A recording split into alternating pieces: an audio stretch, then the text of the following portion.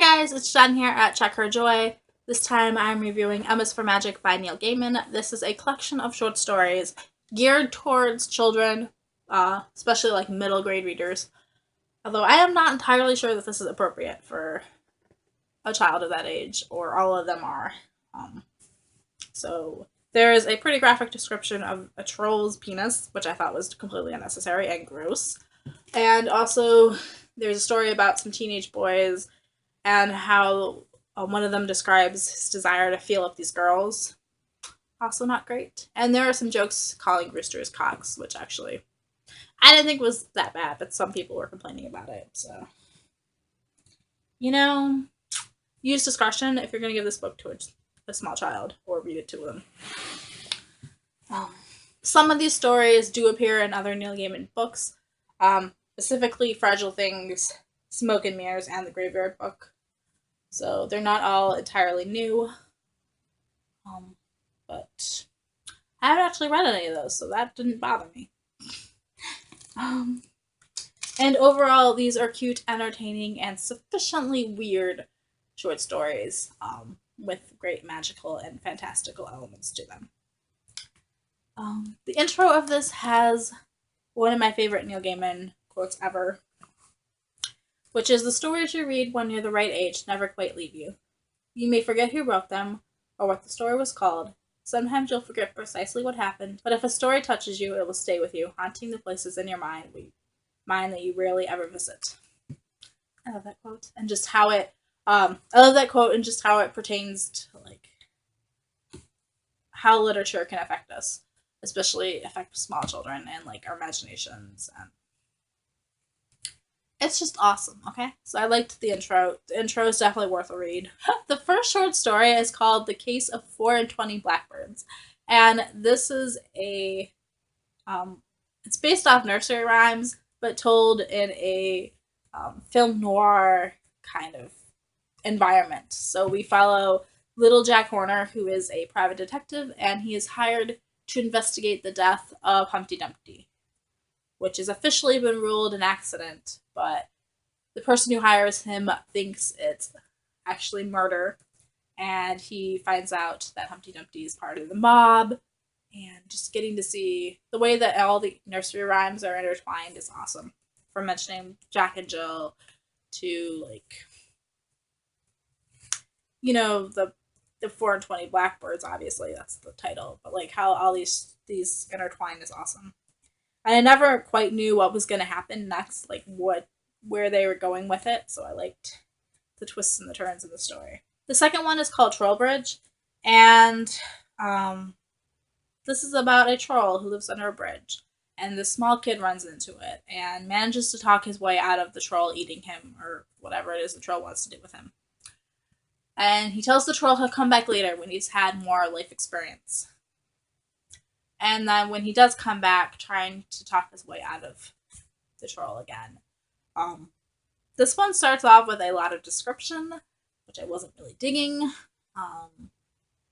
Then we finally do get some action, and it gets interesting.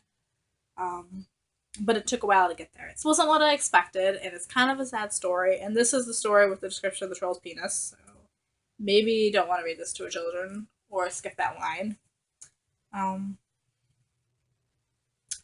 And honestly, if I were the kid, I don't think I would have come back. I would have been like, yeah, I'll come back later, and then never showed up again. The next short story is Don't Ask Jack, which is about an old toy, an old Jack in the Box, that is passed down through this family and is given to these children in a nursery. And the kids don't want to play with it. They abandon it at the bottom of the toy chest.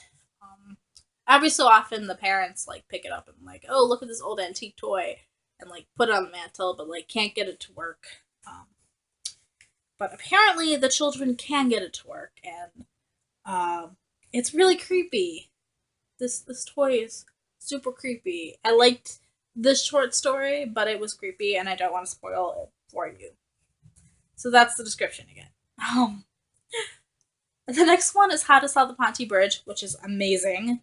It is set in kind of this parallel world or fantastical land. And they have this club for con men and women where they can, chill and tell stories and catch up with each other.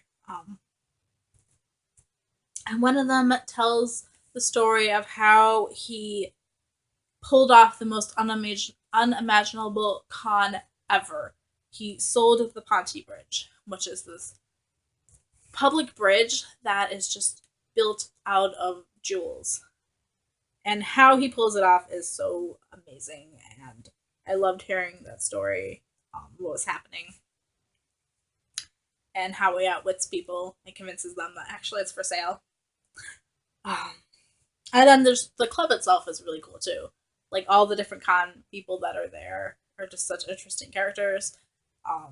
And the other stories that they tell of how they earned their way into this club is really, really cool.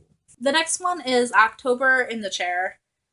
It's each of the months of the year, like January, February, March, they are each personified as a person sitting around a campfire telling stories.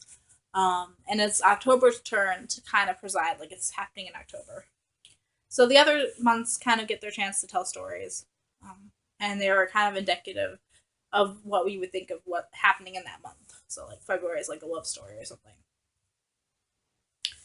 And when they get to October, he tells the story about this family that kind of has this one child that's the runt, and they call it Runt. And Runt feels very unappreciated, and so he runs away from home. And the adventures that Runt has are just really cool. Um, where Runt ends up with is really cool to see his adventure. And I also liked the months and how they interact with each other and how they each kind of kept elements of what we think of happening in those months. And fighting with each other is also just funny. The next story is Chivalry. It follows Mrs. Whitaker, who is this proper old British woman, I guess, like a granny. And she buys the Holy Grail in an antique shop. And she takes it home and puts it on her mantle, and it looks so cute. And then one of King Arthur's knights, Sir Galad, shows up and wants to buy it. She doesn't want to sell it. It looks too pretty. So the knight keeps coming back, trying to convince the lady to give it to him. And he offers her things to trade, and he does like housework for her. And it's just really cute, the relationship between the knight and the old woman, and how everything he's trying to do and what she gets him to do. It was just a cute story. And I love the using the King Arthur's knight. The next story is The Price. It is about a family in the country who takes care of stray cats. And one day a black cat shows up at their house, and they take care of it. It leaves, and it comes back later, completely bloody and scarred, like it had been in a fight. And they clean it up, get it better, send it back out. And then the next night, it comes back even more damaged. So after a few nights of this, they decide to keep the cat in the basement to give it a chance to recuperate. And then every night that the cat is in the basement, something bad happens to this family. And when it's finally time to let the cat back out, the father, the man in the family, watches to see what it is that's attacking this cat. And it's creepy what this actually is. So it's really kind of touching with the devotion the cat has for this family, that what it's willing to fight off. The next one is How to Talk to Girls at Parties. It's about two teenage boys, and they go to an all-boys school, so they don't have much experience talking to girls. And they get invited to this party, and when they're there, the one is particularly inexperienced, and just his struggles trying to hit on girls. It's kind of awkward, kind of relatable. But then they find out that there's something weird going on with these girls. Next, we have Sunbird, which is not a story I would suggest for vegetarians to read. I was getting queasy reading this. It is about a group who form this club, and they eat exotic meats.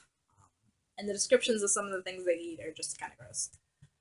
They're eating buffalo, which wasn't so bad, but some of the other ones, they find a unicorn and they eat it. I blocked it. Like, I don't even remember what the other meats were. Like, it was gross. At one point, they lament the fact that eating humans isn't legal. Uh, and when they think they've eaten everything on the earth, one of the members is like, "Hey, we haven't had Sunbird yet." And they're like, "Sunbird? That's not a real thing." It's like, "No, it is. It's this bird in Egypt." And so they go to Egypt to hunt for this bird. And the story is entertaining, but it made me kind of like it. The last short story is called The Witch's Headstone. And we have a boy called Nobody who goes by Bod, and he's raised in a graveyard. And one day he goes to this part of the graveyard he's been warned not to go to, that is like unconsecrated land. And he runs into the ghost of a witch. And she's telling him about how, it's not so bad being dead, except like she doesn't even have a headstone. So Bod comes up with a plan on how to get a headstone for her. He's gonna rob one of the other graves, take it to a pawn shop, try to sell it, this artifact. And when he does, the pawn shop owner is first suspicious that there's this kid trying to sell him like a stolen thing. Like, I don't want to be involved with that. And then when the kid's like, "No, but I found it in the graveyard," now this guy is thinking like there's more going on in the graveyard. So it's not about the greed of the pawn shop owner, basically. Not the greatest situation to be in. Like, I wouldn't want to be that kid. But it's still a good story. And the last thing in here is a poem. It's called Instructions. And it's a guide for traveling through fairy tales and fantastical lands. And a lot of these stories seem to hark back to things that are happening. A lot of the lines seem to hark back to things that are happening in these stories, which was cool. And it's a very lovely and calm poem, and made a nice kind of ending to this book. The book also has like pictures and stuff, which is cool. Yeah. So as a collection of short stories, it's pretty good. Some of the short stories are better than others. But I love Neil Gaiman's writing, so it was worth it. There's my review of the short stories and M is for Magic by Neil Gaiman. Check it out if you want to. Ta-da! Peace out. I love you guys, and keep reading. Bye.